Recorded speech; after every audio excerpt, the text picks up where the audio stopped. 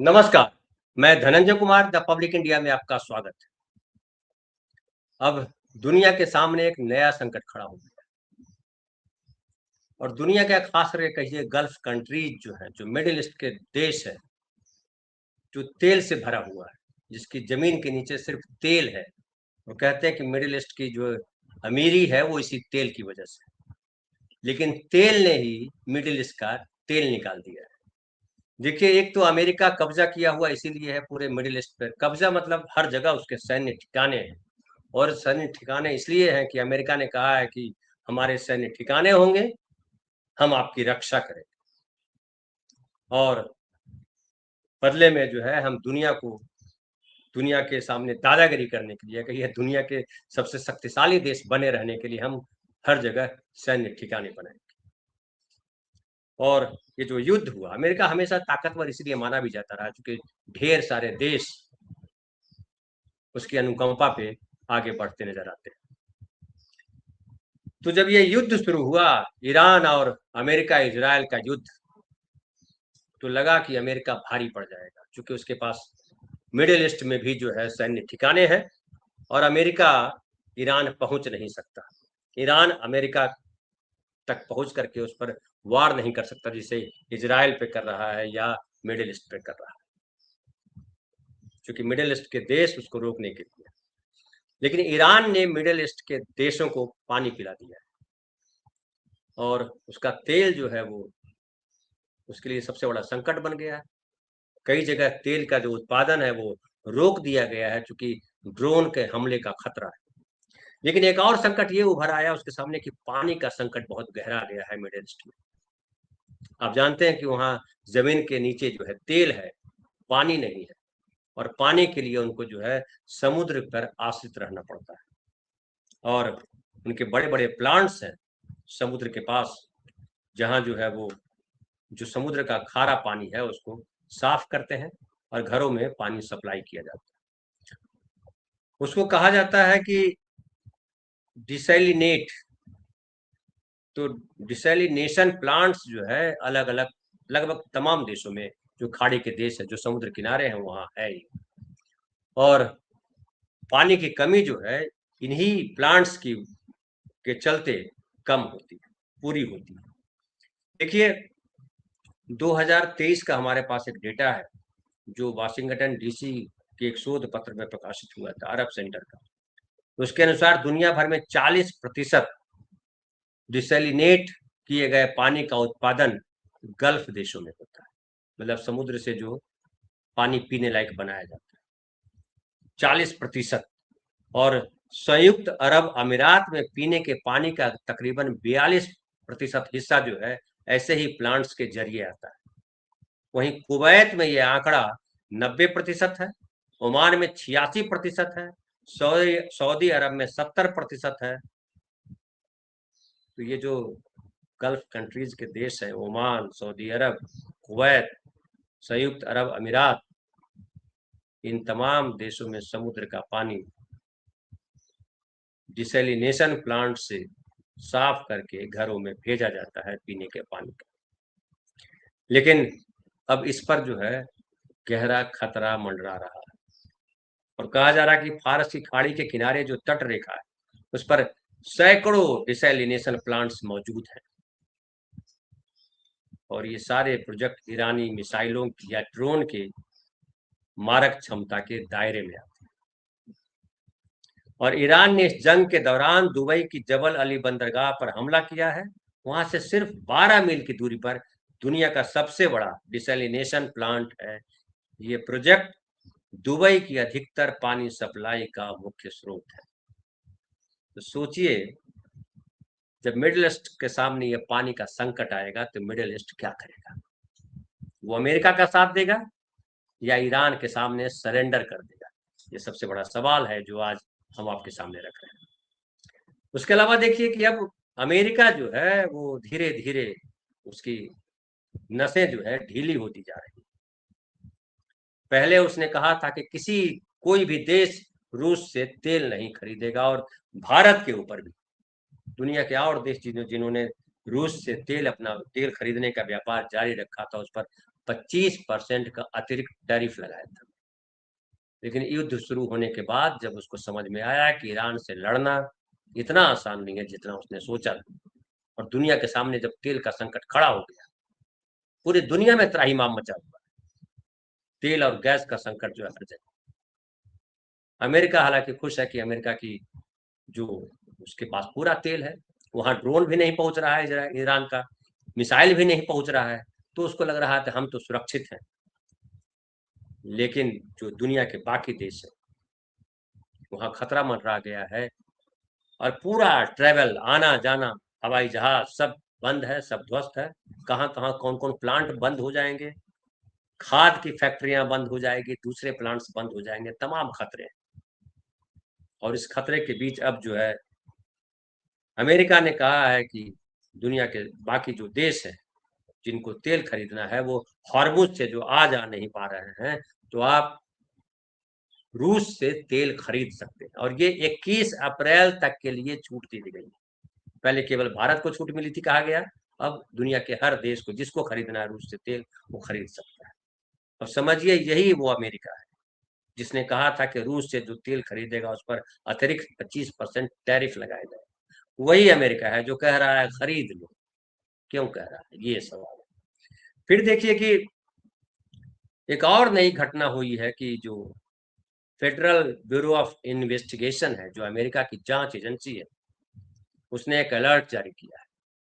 और उस अलर्ट में कहा है कि ईरान जो है अमेरिका की जमीन पर भी हमला कर सकता है। और कैलिफोर्निया को भेजे गए एक अलर्ट में एफबीआई ने बताया है कि ईरान अमेरिकी तट के पास जहाज से ड्रोन हमले की योजना पर काम कर रहा है। इससे अमेरिका के जो लोग हैं उनकी सांस फूल गई है। हालांकि अमेरिकी राष्ट्रपति डोनाल्ड ट्रंप कह रहे हैं कि कोई चिंता की बात नहीं, लेकिन अमेरिकी राष्ट्रपति ट्रंप जो है उन पर अमेरिका के लोग भी अब भरोसा नहीं कर रहे हैं, क्योंकि झूठ बोलने में उनका भी बड़ा नंबर आगे हो। दिन में कुछ बोलते हैं, शाम में कुछ बोलते हैं, रात में कुछ बोलते हैं, सुबह में कुछ बोलते हैं, और लगातार वो बोल रहे हैं कि अब युद्ध खत्म हुआ, अब युद्ध खत्म हुआ। लेकिन हकीकत क्या है? हकीकत ये है कि ये जो देखिए अमेरिकी राष्ट्रपति डोनाल्ड ट्रंप ने 18 फरवरी को जब यह तय कर रहे थे कि ईरान पर हमला किया जाए या नहीं, तब ऊर्जा मंत्री क्रिस राइट ने एक इंटरव्यू में कहा था कि उन्हें यह चिंता नहीं थी कि अगर युद्ध हुआ तो मिडिल ईस्ट से तेल की सप्लाई पर असर पड़ेगा या तेल के बाजार में बड़ी गड़बड़ी हो रही होगी। ये ट्रंप के मंत्री कह रहे हैं, ऊर्जा मंत्री है क्रिस राइट, कि जब युद्ध की प्लानिंग की जा रही थी, योजना बन रही थी, रणनीति बन रही थी, तब ये सोचा भी नहीं गया था कि इतना बड़ा संकट तेल को लेकर के आ जाएगा, हॉर्मुज जलडबरू मध्य बंद हो जाएगा। राइट ने कहा था कि जब पिछले साल जून में जब इजराइल और अमेरिका ने ईरान पर हमले किए थे तब भी तेल बाजार पर असर नहीं पड़ा था। 12 दिन लड़ाई हुई थी, याद है? लेकिन उस समय भी तेल का संकट नहीं आया था, तो उनको था कि इस बार तो और जल्दी अमेरिका चूंकि पहले दिन से युद्ध में शामिल है, उस बार तो इजराइल शामिल था अकेले, इजराइल लड़ रहा था ईरान से, और अमेरिका बाद में शामिल हुआ था, लास्ट एक दिन में जो है बम्बार्डिंग कर दिया और कहा कि युद्ध बंद हो गया। इस बार तो अमेरिका इजराइल दोनों मिलकर के पहले दिन से ईरान पे वार कर रहे हैं। लेकिन ईरान जो है इस बार लंबा झटका दिया, और ये झटका इसलिए कि खामनेई की हत्या कर दी। खामनेई की हत्या के बाद कहा जा रहा है कि जो अमेरिका सोच रहा था कि चीन बिखर जाएगा, कोई कमांड नहीं रहेगा, सेनापति के मारे या राजा के मारे जाने के बाद जो भगदड़ मच जाया करती थी वही हो जाएगा। लेकिन अब कहा जा रहा है कि ईरान उससे भी ज्यादा खतरनाक हो गया है। और इससे ये भी पता चलता कि खामनेई ने जो व्यवस्था बनाई थी, उनको पता था कि उनका दुश्मन जब इजरायल है तो कभी भी, चूंकि मुस्लिम कंट्रीज दुश्मन नहीं है इजराइल के या अमेरिका के, जब फिलिस्तीन और इजराइल की जो लड़ाई चल रही है उसमें अरब के देश भी भले पीछे से, लेकिन वो इजराइल के साथ खड़े रहते हैं अमेरिका की वजह से। लेकिन ईरान जो है वो एक अकेला देश है जो अमेरिका के साथ खड़ा नहीं है, जो इजराइल के साथ खड़ा नहीं है, और जिसने इजराइल को चैलेंज तक किया है कि या तुम रहो या हम रहे। इसराइल को इस बात का लगातार खतरा बना था, और अमेरिका अगर साथ न दे इसराइल का तो ईरान तो दूसरे दिन उसको निपटा देता। हालत क्या है इसराइल की, कहीं सतह पर लोग दिखाई नहीं पड़ते, हॉर्न ये सायरन बजता है, सब बंकर में छुप जाते हैं, तबाह हो बर्बाद हो गया है। अभी वीडियो एक बड़ा वायरल हो रहा है जहां तेल अवीव का जो है रिपोर्ट है, वहां पे भयंकर मारपीट चल रही है कि जहाज उड़ाओ जहाज उड़ाओ। कहाँ जहाज उड़ा के ले जाएगा भाई इजराइल। अब देखिए उसके बाद राइट कह रहे हैं कि जब वो युद्ध चल रहा था जून में, इजराइल और अमेरिका ने जब हमला किया था ईरान पर, तब तेल बाजार पर असर नहीं पड़ा था, और उस समय तेल की कीमत थोड़ी बढ़ी थी, लेकिन जल्द ही निकट आ गई थी, नजदीक आ गई थी, मतलब नीचे आ गई थी। लेकिन इस बार जो है कुछ और हो गया। 117 रुपये हुआ था, फिर घट करके 100 रुपया हुआ। लेकिन अब कहा जा रहा है कि तेल का दाम इस बार $200 प्रति बैरल से नीचे नहीं रुकने वाला है। ईरान ने खुद कहा है कि हम $200 तक लाके छोड़ेंगे, इतने हमले करेंगे। और उसने कह दिया है कि इस बार वो अमेरिका जो है माफी, ये अमेरिका जो है इस बार जो है वो समझौता करने वाली स्थिति में नहीं है। अमेरिका की यह रणनीति रही है हमेशा, पहले हमला करो, फिर समझौता करो, यानी सीज फायर करो, और फिर कुछ समय के बाद फिर हमला करो। ईरान ने कहा कि इस बार अमेरिका को किसी लायक नहीं छोड़ने वाले, हम बर्बाद हो जाएंगे चलेगा, लेकिन अमेरिका को भी किसी लायक नहीं रहने देंगे। और कल्पना कीजिए कि जब मिडिल ईस्ट में पानी का संकट आ जाएगा, तब अमेरिकन सिपाही जो वहां बैठे हैं कहां से पानी लाएंगे? और अमेरिकन सैनिकों को तो पानी ले आएंगे, लेकिन जो मिडिल ईस्ट के जो आम नागरिक हैं उनके लिए पानी कहां से आएगा? अब जो गल्फ कंट्रीज के जो राजा हैं उन सबको चिंता ये सता रही कि अगर पब्लिक ने विद्रोह कर दिया तो क्या होगा। और जाहिर है ऐसे में अब कई देश, यूएई ने तो बोल दिया है कि हम सैन्य ठिकानों का इस्तेमाल नहीं होने देंगे।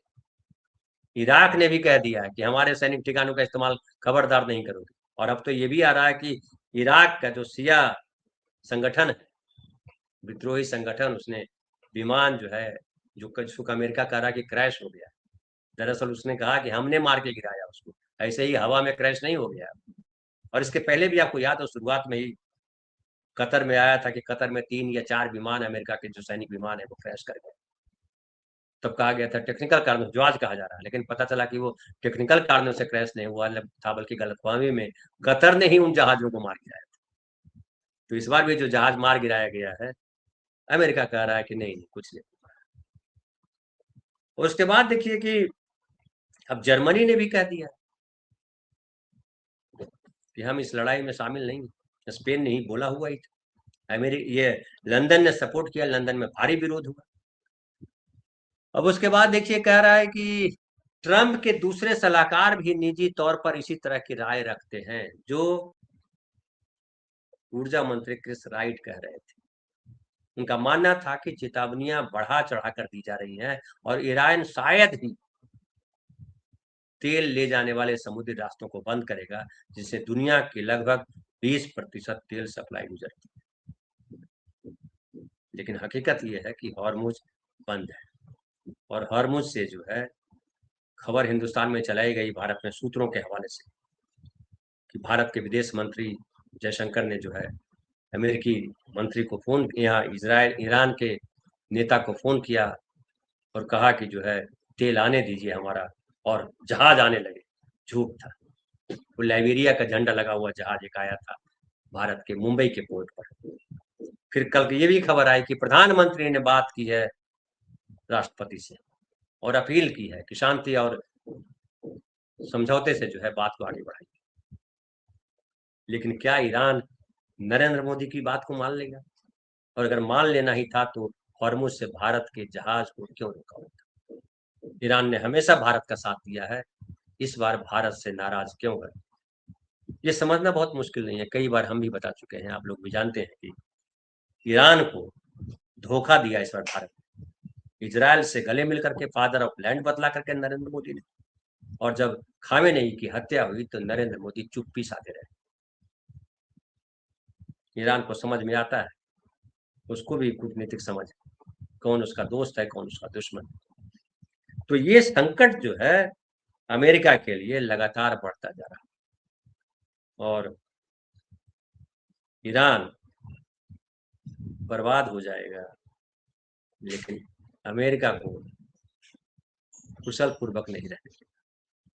और कल्पना कीजिए कि जब, याद कीजिए वो ट्विन्स टावर में अमेरिका में जो है 9/11 हुआ था, कितना हाहाकार मचा था। ये केवल शक संदेह नहीं है, ईरान जरूर इस पर काम कर रहा होगा। और एफबीआई जब कह रहा है तो एफबीआई हवा में नहीं कह रहा है। बहरहाल फिलहाल इतना ही, बहुत बहुत धन्यवाद। कल फिर बात करेंगे नए विषय पर।